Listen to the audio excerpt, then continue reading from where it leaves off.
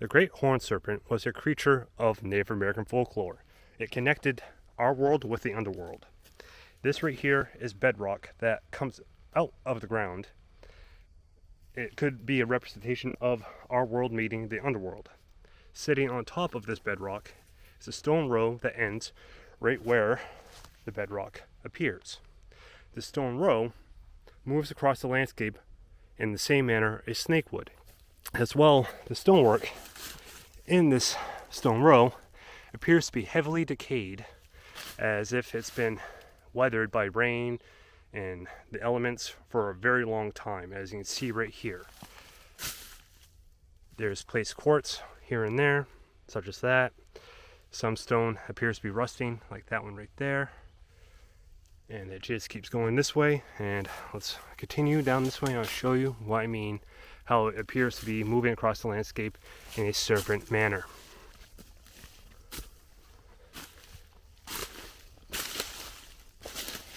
Looking back, you can see on this side it's pretty much even with the landscape. On this side you can see the height of the wall and the fact that it's sitting on bedrock right there.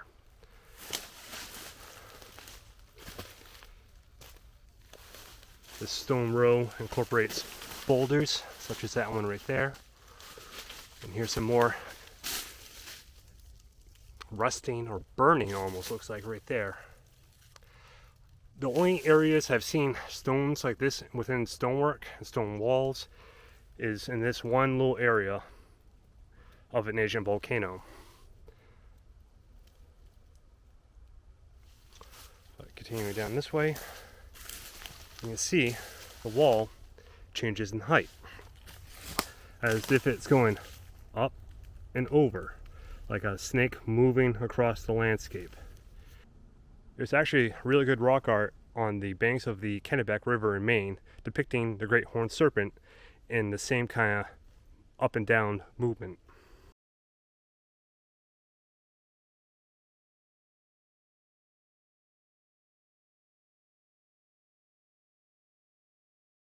And right here, it goes down into a gully, and again, it moves along with the landscape. It doesn't fight the landscape, it works with it. Some more heavily decayed stone within the wall or stone row. Not sure what type of rock this is. Like I said, this is at the base of an ancient volcano, and the geology map shows that this area is kind of unique in the whole state for geology because of the ancient volcano. And this is heavily buried right here, and we're getting into a more pine forest this way. But as you can see, looking back, the stone row goes up, goes down, right to that bedrock outcrop where it ends.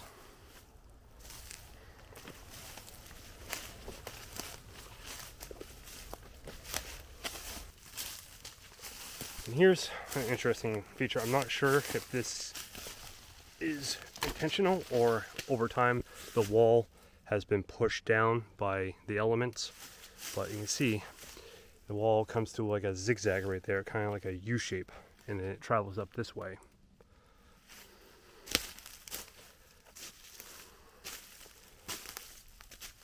Hard to say if this was intentional or a natural process. But look how heavily buried it is on this side. If you're standing on this side looking down, you will not be able to see this. But then you step back, you realize that it is fairly tall.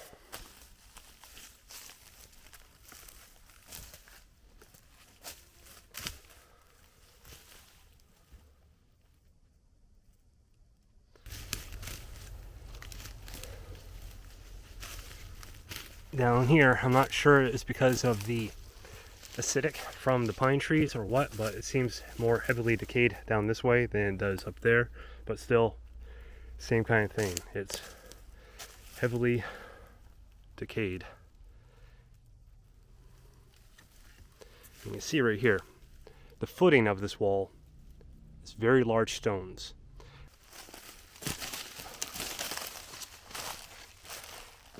And again, I was talking about how the wall changes height.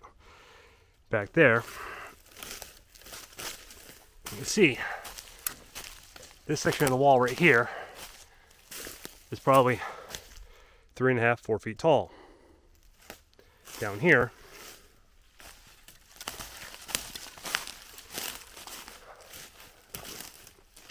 especially right here, this is a good example because it's sitting on that boulder right here.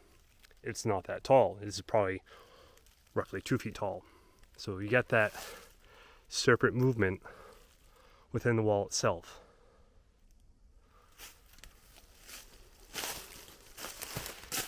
And this is kind of, I'll admit there's a little bit of pseudo, but that kind of looks like a face. You got an eye and a nose, kind of like a face profile within the stone. And there's another example of that a little bit down, and that one kind of looks like a reptile, perhaps snake. But you can just see the stone looks like it's been just weathered for a very long time.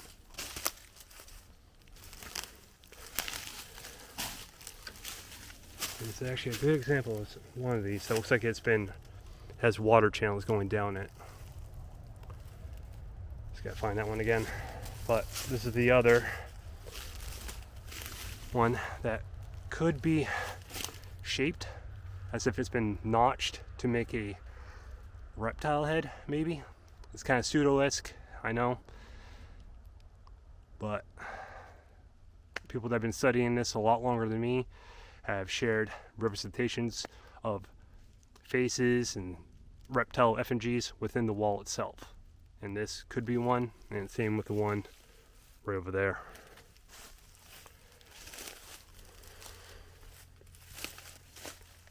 Now we're getting to, I believe this is some granite down here. You're going to see that is much more solid. There's a lot less decay on this kind of rock.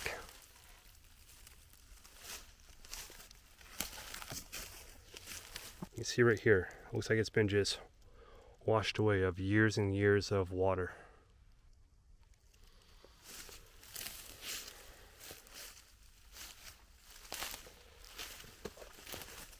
And some more examples of the large boulders used for the base of this wall right here. Giant boulder right there, another one right there, another one right there, and it just keeps going all the way. And this is why this section of the wall is so solid, is because it has a solid foundation. And this is a good example of the height difference. Right here, the wall is almost flushed with the ground, and here it's roughly 3 feet tall. And say if this was farmland, you wouldn't want to build a wall that sheep can just walk over. Because clearly this was never farmland down here, because you got boulders, this is steep. This was farmland, I believe, but there's no barbed wire to indicate that they did anything to keep the livestock in on this side.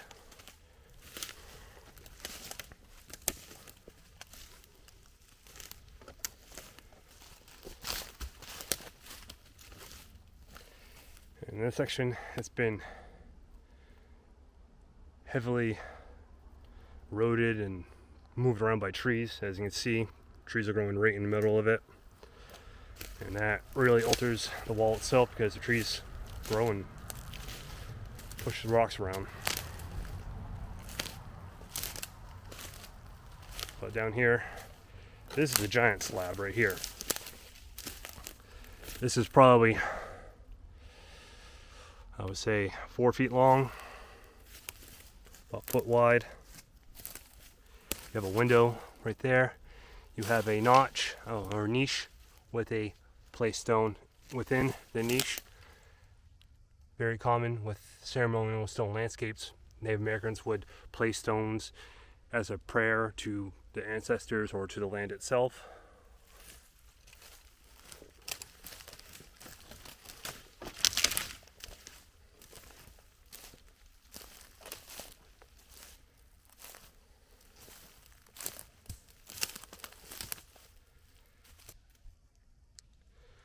and a heavily decayed stone that is similar to the stones at the beginning of the stone row down there, right here. And this is a common feature right here, this L shape. See that kind of everywhere? And you can see this is prominently placed, and usually if you find one of these, it's going to be very noticeable. Here are some giant boulders, like legit giant boulders within the wall.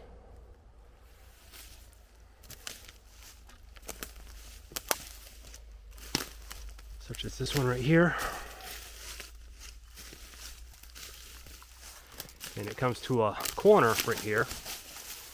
Sitting on a giant boulder is that kind of square boulder, and then the wall continues this way.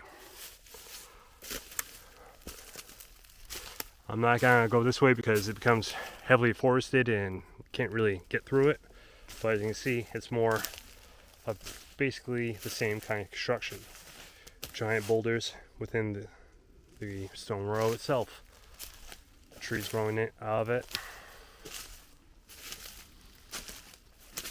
And I think this is another good candidate for a serpent wall. The stonework goes up and down over the landscape, ends at bedrock that protrudes out of the ground, the connection of the underworld to our world, and just another good, I believe, solid candidate of stonework that should be investigated further because it has potential to be of significance for Native American historical stonework.